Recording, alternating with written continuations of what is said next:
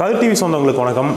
2-3 நாளாக தொடர்ச்சியாக நிறைய வேலைகள் இருந்துச்சு. சொந்த வேலைகள் நிறைய இருந்தனால நம்மளால் காணொலியில் பதிவேற்றம் பண்ண முடியல.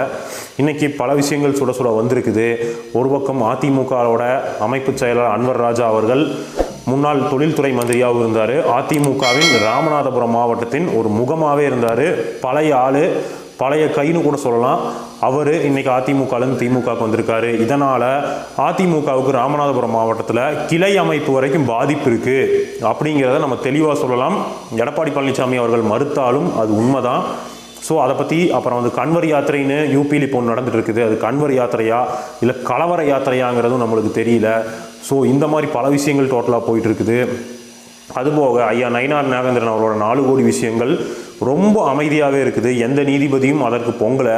ஸோ இதை 3 விஷயத்தையும் நம்ம இன்றைக்கி டிஸ்கஸ் பண்ணிடலாம். முதல்ல ஐயா எடப்பாடி பழனிசாமிகிட்டேருந்தே ஆரம்பிச்சிடலாம். அதாவது என்னாச்சுன்னா, நேற்று எடப்பாடி பழனிசாமி அவர்கள் என்ன பண்ணியிருக்காருன்னா, பொன்னையனை விட்டு ஒரு வார்த்தையை சொல்ல வச்சுருக்காரு.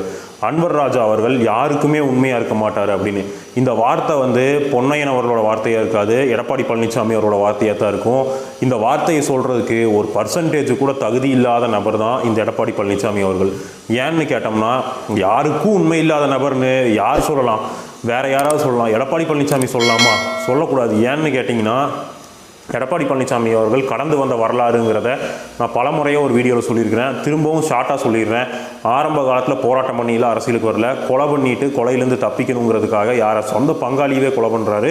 பண்ணி குத்துற ஈட்டியால் அதை குறித்து கொலை பண்ணிட்டு ஐயா முத்துசாமி அவர்கிட்ட தஞ்சம் பூந்து அதுக்கப்புறம் ஜானின்னு பிரிஞ்சோன்னா ஐயா முத்துசாமி அவர்களுக்கே பூசை அடிச்சுட்டு ஜெயலலிதா அவர்களோட போய் சேர்ந்து அப்புறம் செங்கோட்டையன் அவர்களுக்கு பிஏவாக இருந்து கடைசியில் செங்கோட்டையன் அவர்களை போட்டு கொடுத்து அப்புறம் சசிகலா அவர்கள் ஒரு குட் புக்கில் இடம் பெற்று அவங்களால முதலமைச்சர் ஆகிட்டு கடைசியில் சசிகலா அவர்களே யாருன்னு தெரியாதுன்னு சொல்லிட்டு அப்புறம் ஓபிஎஸ் அவர்களை கூப்பிட்டு அந்த 4 வருஷம் ஆட்சி நடத்தணும். அந்த தினகரனோட எம்எல்ஏக்கள் நம்மளுக்கு எதிராக இருக்காங்க, எம்எல்ஏக்கள் எதிராக போனால் நம்ம ஆட்சி கவுந்துருவோம், மெஜாரிட்டி வேணுங்கிறக்காக ஓபிஎஸ் அவர்களை காக்கா பிடிச்சி அவ்வளோ உள்ளே கூட்டிகிட்டு கடைசியில் ஓபிஎஸ் அவர்களுக்கும் பூசை அடித்து அவரே வெளியில் துரத்தி இந்த மாதிரி பல விஷயங்களை பண்ண எடப்பாடி பழனிசாமி அவர்கள் யாருக்கும் உண்மையாக இருக்க மாட்டார் அன்வர் ராஜான்னு சொல்கிறதுக்கு துளியோட தகுதி இல்லாத நபர்.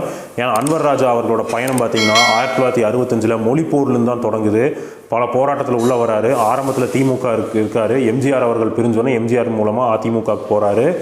அதிமுகவுன்னு ஒரு முகம் அப்படியாகவே இருக்கார். அந்த காலகட்டத்தில் எம்ஜிஆர் அவர்கள் மேடையில் மினிஸ்டராக இல்லாமல் 2 பேர் உட்காந்துருக்காங்கன்னா யாருன்னா, ஒன்று ஜெயலலிதா, இன்னொன்று அன்வர் ராஜா. அவங்க 2 பேர் அந்த காலத்தில் மினிஸ்டராக இல்லை. அப்படி இருந்தும் எம்ஜிஆர் அவர்கள் மேடையில் உட்கார வச்சுருக்காருன்னா அன்வர் ராஜா அவர்கள் பழைய ஆள்.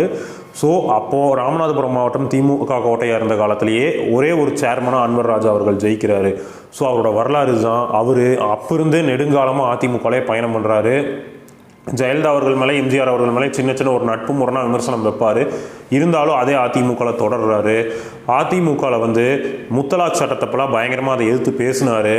மாநாடெல்லாம் போட்டாங்க, புக்கெல்லாம் வெளியிட்டாங்க. ஸோ இந்தளவுக்கெல்லாம் இருந்துச்சு அதிமுகவில். 2021 பாஜக பற்றி விமர்சனம் இவரை கட்சி விட்டு நீக்கிறாங்க. அப்படி நீக்கியும் இவர் 2021 திமுகக்கெல்லாம் வரல, வெளியில் தான் இருந்தார். திருப்பி 2023 பாரதிய ஜனதாவோட கூட்டணி இல்லைன்னு சொன்னோன்னே என்னாச்சுன்னு பார்த்தீங்கன்னா, அப்புறம் இவரை ஒரு மன்னிப்பு கடிதம் கொடுக்க சொல்லி அப்புறம் திருப்பி உள்ளே சேர்த்திட்டு இனி பாரதிய ஜனதா கூட கூட்டணி இல்லை, 2026 கூட்டணி இல்லை, 31 கூட்டணி இல்லைன்னு எடப்பாடி பழனிசாமி அவர்கள் இதே வாயால் தான் சொன்னார். எல்லோரும் நல்லா கேட்டிருப்பீங்க. எஸ்டிபிஐ கட்சியோட மாநாட்டுக்கெல்லாம் போனார். சிறுபான்மையினர் மக்களுக்கு ஆதரவாக குரல் கொடுக்குறேங்கிற மாதிரிலாம் பேசினார். இந்த மாதிரி பல விஷயத்தையும் பேசிட்டு கடைசியில் என்ன பண்ணுறாருனா அதே பாரதிய ஜனதாவோட கூட்டணி வைக்கிறாரு. ஸோ இதனால் என்ன சொல்கிறார் அன்வர் ராஜா அவர்கள்னால், நாங்கள் 7 முன்னாள் அமைச்சர் சொன்னோம் பாரதிய ஜனதா கூட்டணி வேண்டாம், கட்சியை ஒன்றிணைக்கலாம், சசிகலாவே உள்ளே சேர்த்தலாம்னு சொன்னால் அவர் கேட்கவே மாட்டேங்கிறாரு. ஸோ பாரதிய ஜனதா ஒரு குரலாகவே மாறிட்டார். அதனால் அவர்கிட்ட இருந்து நாங்கள் வெளியில் வரோம்னு சொல்லி அன்வர் ராஜா அவர்கள் நேற்று வெளியில் வந்துட்டார். வெளியில் வந்த விஷயம் தெரியறதுக்கு கொஞ்சம் முன்னாடியே நாங்கள் அதிமுகவில் நீக்கிறோம் அப்படின்னு சொல்லிட்டு பொன்னையனை விட்டு பேச வைக்கிறாரு. அவர் யாருக்கும் உண்மையாக இருக்க மாட்டார்னு. யாருக்கும் உண்மையாக இருக்காத நபர் அன்வர் ராஜா அவர்களா எடப்பாடி அவர்களா? நீங்களே யோசிச்சுக்கோங்க. எடப்பாடி அவர்களோட வரலாறு சொன்னேன். இதே அன்வர் ராஜா அவர்கள் அந்த 2 வருஷம் நீக்கினாங்களே அப்போவே திமுகவுக்கு வந்திருக்கலாம், வரல. அவர் வெளியில் தான் இருந்தார். 2024 அதிமுக தோக்கக்கூடிய காலகட்டம். சேர்த்துணுன்னா அதிமுகவுக்கு தான் வேலை செஞ்சார். அப்புறம் ஏன் இப்போ வராருன்னா, பாஜக கூட்டணி வேறு எதுவுமே இல்லை. அவர் என்ன சொல்கிறாருன்னா, திராவிட இயக்கத்தில் வழங்கிட்டேன், அண்ணா பெரியார் இவங்க கொள்கையில் வளர்ந்துட்டேன், ஒரு பாஜக கிட்ட போய் நிற்கணுங்கிறது என்னால் முடியல. ஸோ அதனால தான் வெளியில் வந்தேன். பல முறை சொல்லி பார்த்துட்டேன், அவர் கேட்க மாட்டேங்கிறாரு, பாஜக கூட்டணியில் இருக்கிறாரு, அதனால் வெளியில் வந்துட்டேங்கிறாரு. இவரை தொடர்ந்து முன்னாள் அமைச்சர் ஜெயக்குமார் இன்னும் பலர் திமுகவுக்கு வருவதாக விஷயங்கள் நடந்துட்டு இருக்குது. ஒவ்வொருத்தராக வந்தாலும் அதிமுகவோட அந்தந்த மாவட்டத்தில் உள்ள கிளை கழகம் வரைக்கும் பாதிப்பு இருக்கும், இல்லாமல்லாம் இருக்காது. ஸோ இதை எடப்பாடி பழனிசாமி அவர்கள் கண்டிப்பாக புரிஞ்சிருப்பார். ஸோ இதையெல்லாம் தெரிஞ்சுக்கிட்டு இனி வருங்காலத்தில் எடப்பாடி பழனிசாமி பாஜகவோட கூட்டணியில் இருந்து பாஜக குரலை ஒழிக்கிறாரா இல்லை அந்த குரலை மாற்றிக்கிறாராங்கிறது தெரியல. ஏன்னா முன்னொரு காலத்தில் அதிமுக வந்து பாஜகவோட கூட்டணி வச்சுருக்குது. ஆனால் இருந்தாலும் பாஜக என்ன பேசுதோ அதையெல்லாம் அவங்க பேசுனது கிடையாது. கொள்கை வேறு கூட்டணி வேறு, தேர்தலுக்காக மட்டும்தான் கூட்டணின்னு சொன்னாங்க. ஆனால் இப்போது எடப்பாடி பழனிசாமி அவர்கள் ஒரு வடி மேலே போய் பாஜகவை தவிர்த்து ஆர்எஸ்எஸ் உடைய கூட்டணி போயிட்டார். ஏன்னா ஆர்எஸ்எஸ் நெடுங்காலமாக சொல்லிட்டு இருக்கிற ஒரு விஷயம் என்னென்னா, அதாவது தமிழ்நாட்டை பொறுத்த வரைக்கும் கோயில்கள் வந்து அரசு கட்டுப்பாட்டில் இருக்கக்கூடாது, அதையே தனியார் கட்டுப்பாட்டுக்கு விட்டுருங்க அப்படின்னு சொல்லக்கூடிய வேலை. அதையத்தான் எடப்பாடி பழனிசாமி அவர்கள் பேசியிருக்கிறாரு, பேசி மாட்டவும் செஞ்சுட்டாரு. அதுக்கப்புறம் டேமேஜ் கண்ட்ரோலுக்கு ஏதோ பேசுகிறாரு. ஸோ இந்த மாதிரிலாம் எடப்பாடி பழனிசாமி அவர்கள் பேசுகிறத பார்த்தோம்னா அவர் முழு சங்கி ஆயிட்டார். இனி அவர்கிட்ட இருந்து ஒரு பிரயோஜனம் இல்லை அப்படின்னு சொல்லி தான் அன்வர் ராஜா அவர்கள் வெளியில் வராரு. இதுக்கு நடுவில் என்ன ஒரு விஷயம்னா, எடப்பாடி பழனிசாமி அவர்கள் வெளியில் சொல்லாமல் ஒரு விஷயத்தை ஃபாலோ பண்ணியிருக்காரு. பாஜக எப்படி எனக்கு இஸ்லாமியர்களோட தேவையில்லை, கிறிஸ்தவர்களோட தேவையில்லைன்னு சொல்லுமோ, அதே மாதிரி எடப்பாடி பழனிசாமி அவர்கள் என்ன பண்ணியிருக்காருன்னா, பாஜக கூட்டணியை பற்றி சிவி சண்முகமும் விமர்சிச்சிருக்காரு, ஜெயக்குமாரும் விமர்சிச்சிருக்காரு. அவரையெல்லாம் அப்போ தூக்கலைன்னா என்ன அர்த்தம்? ஸோ அந்தந்த சமுதாய ஓட்டு நம்மளுக்கு எதிராக திரும்பிடும்.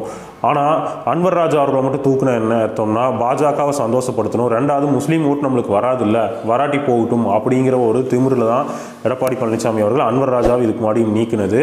ஸோ யோகி வந்து 80 or 20 டைரெக்டாக கேட்டார். ஆனால் எடப்பாடி அப்படி கேட்ட யோகி கூட நம்பிடலாம், ஆனால் எடப்பாடி பழனிசாமி நம்பக்கூடாது. ஏன்னா நேற்று என்ன சொல்கிறாருன்னா, நாங்கள் என்ன இழிச்சவாயர்களா கூட்டணி ஆட்சியில் பங்கு கொடுக்குறக்கு அப்படின்னாரு. ஆனால் நயினார் நாகேந்திரன் என்ன சொல்கிறாருன்னா, என்னன்னா இப்படி பேசிட்டீங்கன்னு ஃபோன் பண்ணி கேட்குறேன், அதெல்லாம் சும்மா காட்சிக்கு சொன்ன தம்பி, அதெல்லாம் வெளியில் சொல்கிற பதில், நம்ம பங்கு கொடுக்குறோம் அப்படின்னு நயினார் நாகேந்திரன் அவர்கள்ட்ட இவர் சொல்லியிருக்கிறார். அதை நயினார் நாகேந்திரன் வெளியில் போட்டு உடச்சிட்டாரு. ஸோ எடப்பாடி பழனிசாமி அவர்கள் தொண்டர்களையும் இப்போ ஏமாத்துறாரு அப்படிங்கிறது தான் தெரியுது. யாருக்குமே உண்மை இல்லாத நபர் யாருன்னு பார்த்தீங்கன்னா அது சாட்சாத் எடப்பாடி பழனிசாமி அவர்கள் தான். அவரோட செயல்பாடுகளே அதை புரிய வைக்குது அப்படிங்கிறத தெரிஞ்சுக்கலாம். தப்பி தவறி சொல்கிறேன், அதிமுக ஜெயிக்கிறதுக்கு வாய்ப்பு இல்லை. தப்பி தவறி எடப்பாடி பழனிசாமி ஜெயித்தாலும் நேற்று அன்வர் ராஜா அவர்கள் சொன்ன விஷயம் தான் நடக்கும். 10 நாளைக்கு முதலமைச்சராக இருப்பார், அப்புறம் அவர் கவுத்துட்டு பாஜக வந்து அந்த இடத்துல உட்காந்துக்கும். ஏன்னா சர்வ கட்சி அழிச்சிருக்குது பாஜக, நீங்களே இந்திய அளவில் பார்த்துருப்பீங்க. ஸோ எந்தெந்த கட்சியோட பாஜக கூட்டணி வைக்குதோ அந்த கட்சியில் அழிச்சிருக்கிறாங்க. அதை பாஜகவோட நபர் ராம சீனிவாசனே சொல்கிறாரு, நாங்கள் ஒரு கட்சியோட கூட்டணி வைப்போம், அப்புறம் அந்த கட்சி சின்ன கட்சி ஆயிரும், நாங்கள் பெருசாகிடுவோம் அப்படின்றார். அப்போ என்ன அர்த்தம்னா அதிமுக மெல்ல மெல்ல பாஜக விழுங்கிட்டு இருக்கு அப்படிங்கிறது அர்த்தம். ஸோ இதுக்கிடையில் பார்த்தீங்கன்னா யூபியில் சூப்பரான ஒரு விஷயம் நடக்குது, கன்வர் யாத்திரை அப்படின்னு. அதாவது காவி சட்டை போட்டுக்கிட்டு எல்லாம் அப்பாவி சாமிகள்லாம் நடந்து வராங்களாமா. ஆனால் இங்கெல்லாம் ஒரு கோயில் ஃபங்க்ஷன் நடந்துச்சுன்னா, அதாவது பக்தியோடு வரக்கூடிய மக்கள் தான் இருப்பாங்களே தவிர எந்த இடத்துலையும் காரை உடைக்கிறது, வேனை உடைக்கிறது, ஒரு மளிகை கடைக்கு வெளியில் காலையில் ஓப்பன் பண்ணுறதுக்கு முன்னாடி வெளியில் பால் பேக்கெட் தயிர் பேக்கெட்டை திருடுறது, அந்த மாதிரிலாம் எதுவும் இருக்காது. அப்புறம் வந்து கடைகளை உடைக்கிறது, போலீஸ் அதிகாரிகள் அடிக்கிறது, சிஆர்பிஎஃப் வீரர்கள் அடிக்கிறது அப்படிங்கிறதெல்லாம் இருக்காது. ஆனால் இதே யூபியில் பார்த்துட்டிங்கன்னா கன்வர் யாத்திரைன்னு பேரில் போகிற பக்கம்லாம் கார் அடிக்கிறாங்க, உடைக்கிறாங்க. ஒரு கடை திறக்கிறதுக்கு முன்னாடி தயிர் பேப்பர் வச்சுருந்தாங்க, அதை தூக்கிட்டு போகிறாங்க திருடிட்டு. அது எப்படி இந்த பாரதிய ஜனதா கொடி கட்டிட்டு மன்னிக்கணும், பாரதிய ஜனதாங்கிற பாருங்க, பாரதிய ஜனதாவோட தாய் அமைப்பான ஆர்எஸ்எஸ்குள்ள இருக்கிற கிளை அமைப்புகள் நிறையா இருக்குது, நிறையா வதன்னு வச்சுருக்காங்க. அதில் ஏதோ ஒரு அமைப்போட கொடியை வண்டியில் கட்டிட்டு நேராக வந்து அந்த தயிர் டப்பாவை தூக்கிட்டு வராங்க. இதெல்லாம் எவ்வளோ பெரிய அசிங்கம். சட்டம் ஒழுங்கு இந்த அளவுக்கு கேவலமாக சந்தி சிரிக்குது உத்தரப்பிரதேசில். இதை வச்சுக்கிட்டு அண்ணாமலை அவர்களும் இன்னை பிற பாஜக அவர்களாம் சட்டம் ஒழுங்கு சீர்கெட்டு விட்டது தமிழ்நாட்டின் வாய்கிலியை கத்துவாங்க. ஐயா சட்டம் ஒழுங்கு சீர்கெட்டுருச்சு எங்கன்னு பார்த்தீங்கன்னா, நீங்கள் ஆள்ற யூபியில் தான், போய் உங்கள் முதலமைச்சர் யோகி ஆதித்யநாத் அவர்கள் கேளுங்க அப்படின்னு தான் சொல்லணும். நீங்கள் வேணால் அந்த வீடியோ ஒவ்வொன்றா வந்துக்கிட்டு இருக்குது பாருங்கள். வருஷம் உங்களுக்கு இதே வேலை தான். யாத்திரைங்கிற பேரில் யாரோ ஒருத்தர் போட்டு அடிக்கிறது, உதைக்கிறது. சாமி ஊருக்கு போனால் இவங்களுக்கு என்ன வேண்டுதோ அதை மட்டும் பண்ணிட்டு வரணும். அதை விட்டுட்டு ரோட்டில் ஓரவனை அடிக்கிறது, உதைக்கிறது, இதே தான் வேலையாக வச்சுக்கிட்டு இருக்கிறாங்க இந்த பாரதிய ஜனதா கும்பல். இந்த மாதிரி போய் அடிக்கிறாங்களா, அவங்களாம் சாதுக்கள் அப்படின்னு சொல்லி அவங்களுக்கு ஒரு பட்டம் வேறு கொடுத்து வச்சுருக்கிறாங்க இந்த பாரதிய ஜனதா. மற்றும் யூபியில் இதோட ஒரு விஷயம் என்னென்னா, யாதவ் சமுதாயம், அதாவது கிருஷ்ணர் அவர்கள் யாதவ் சமுதாயத்தில் பிறந்தார் அப்படின்னு ஒரு வரலாறு சொல்லுவாங்க. அதே யாதவ் சமுதாயத்தை சேர்ந்த ஒருத்தர் பகவத்கீதையை படிச்சுக்கிட்டு அதை வந்து வெளியிலத்துக்கு பிரசங்கம் பண்ணிட்டு இருந்தார். அவரை கூப்பிட்டு அங்கே இருக்க பாப்பா கும்பல்கள், சூத்திரன் நீ எப்படி பகவத்கீதையை தொடலான்னு சொல்லி அவரை ஒரு பார்ப்பன பெண்ணோட காலை நக்க வச்சு அவருக்கு மொட்டையெல்லாம் அடிச்சு விட்டு அசிங்கப்படுத்தி இருக்கிறாங்க.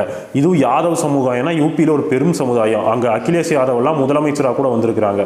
ஸோ அப்படி இருக்கிற யாதவ் கம்யூனிட்டிக்கு அங்கே பாதுகாப்பு இல்லை, அடி உதை உழுகுதுன்னா இன்ன பிற ஒடுக்கப்பட்ட சமுதாயத்துக்கெல்லாம் எந்த நிலமையில் அங்கே இருப்பாங்க, அவ்வளோ மோசமாக இருப்பாங்க, தொழில் வளம் இல்லை, அதனால தான் அவங்க தென்னிந்தியாவுக்கு ஓடி வராங்க, தமிழ்நாடு, கேரளா, ஆந்திரா, கர்நாடகான்னு. ஸோ இப்படியெல்லாம் அவங்க ஸ்டேட்டை வச்சுக்கிட்டு படு மோசமான கேவலமான ஒரு கட்டமைப்பை வச்சுக்கிட்டு தமிழ்நாட்டை பேசுகிறதுக்கு இங்கே இருக்கிற பாஜகவினருக்கோ அண்ணாமலைக்கோ ஒரு அருகதையே கிடையாதுன்னு சொல்லிக்கலாம். இதுக்கு இடையில பார்த்தீங்கன்னா நயினார் நாகேந்திரன் அவர்களோட 4 கோடி வழக்கு, இதை நேக்கா போய் நயினார் நாகேந்திரன், அப்புறம் எஸ்ஆர் சேகர்னு ஒருத்தர், அப்புறம் இவர் கேசவ மாம்சு, இவங்கெல்லாம் சேர்ந்து சுப்ரீம் கோர்ட்டில் போய் ஒரு தடை வாங்கிட்டு வந்திருக்கிறாங்க. அந்த 4 கோடி ஹவாலா பணம், அதை மாட்டி விட்டவர் அண்ணாமலை தான். அதில் எத்தனை பணம் வந்து செலவு பண்ணியிருக்காங்க, எத்தனை தப்புச்சுது, எத்தனை மாட்டுச்சுங்கிறது நம்மளுக்கு முழுசாக தெரியல. 4 கோடி மட்டும்தான் தெரியும். அதை மாட்டி விட்டவர் அண்ணாமலை தான். அதுலேருந்து தப்பிக்கிறதுக்காக கேஸில் போய் வாங்கிட்டு வந்துட்டாங்க சுப்ரீம் கோர்ட் வரைக்கும் போய். ஸோ இந்த சுப்ரீம் கோர்ட் நிறையா ஜட்ஜஸ் நிறையா இருப்பாங்க. நம்ம எந்த தீர்ப்பையும் எதை உள்நோக்கம் கற்பிக்கல, ஜட்ஜஸ் அவர்களையும் விமரிக்கல. உண்மையை சொல்கிறது என்னென்னா, யாராவது வேறு ஏதாவது சாதாரண விஷயம்னா அங்கே இருக்க நீதிபதிகள் பயங்கரமாக கொந்தளிக்கிறாங்க. ஆனால் நயினார் நாகேந்திரன் விஷயத்தில் எதுவுமே பேசலை. அதுபோக எந்த தப்பும் செய்யாமல் உமர் காலித் அவர்கள் சிஏஏ போராட்டத்தை முன்னெடுத்ததுங்கிறக்கா இன்றைக்கு வரைக்கும் சிறையில் இருக்கார்.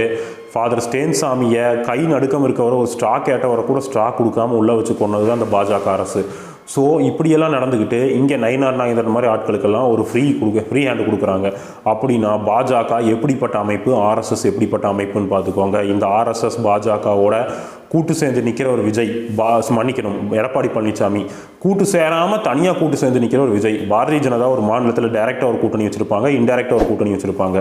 டைரக்ட் கூட்டணி தான் எடப்பாடி பழனிசாமி, இன்டைரக்ட் கூட்டணி தான் விஜய் அவர்கள். எதுக்கு விஜய் அவர்கள்னா, ஜோசப் விஜய் அப்படிங்கிறதுனால கிறிஸ்துவர்கள் ஓட்டை பிரிக்கிறதுக்காகவே விஜய் அவர்களோட அசைன்மெண்ட் தான் இது. ஸோ விஜய் வந்து பாஜகவிற்கு ஒரு ஏஜெண்ட்டாக தான் செயல்படுறாரு. அவர் திமுக விமர்சிக்கிற அளவுக்கு பாஜக அந்த அளவுக்கு ஸ்ட்ராங்காக விமர்சித்து கிடையாது. ஒன்றிய அரசுனா பயந்து ஒரு மென்மையான போக்கத்தை விஜய் அவர்கள் கடைபிடிக்கிறாரு. அது ஏன் ரைடு பயமா என்னன்னு நம்மளுக்கு தெரியல, அது அவர் தான் பதில் சொல்லணும். ஸோ ஒன்றிய அரசை எதிர்த்து விஜய் அவர்கள் இதுவரைக்கும் ஒரு வார்த்தை கூட அதாவது ஒரு பேசணுங்கிறதுக்காக பேசுகிறாரு, ஸ்ட்ராங்காக எந்த போராட்டத்தையும் முன்னெடுத்ததில்லை அப்படிங்கிறது தான் நம்மளுக்கு நல்லா தெரிய வருது. ஸோ இவங்க எல்லாருமே ஒரு பெரிய ஏஜென்ட்டுகள் தான் பாஜகவுக்கு. இவங்கெல்லாம் சேர்ந்து தான் 26 தமிழ்நாட்டை காப்பாற்ற வரதா சொல்கிறாங்க. இவங்க கையில் சிக்குனா யூபியில் எப்படி கலவரம் நடக்குது, அந்த மாதிரி ஒரு கலவர கும்பலுக்குள்ளே நம்மளும் போய் மாட்டிக்குவோம். ஆகவே மக்களே, பாலிசி ஒர்க் அவுட் நீங்கள் பார்த்து முடிவிடுங்க. அடுத்த காணொலியில் சந்திப்போம். நன்றி, வணக்கம். மறக்காமல் நம்ம சேனலை சப்ஸ்கிரைப் பண்ணிடுங்க, எல்லாத்துக்கும் ஷேர் பண்ணுங்கள், உங்கள் கருத்தை கமெண்ட் பாக்ஸில் கமெண்ட் பண்ணுங்கள்.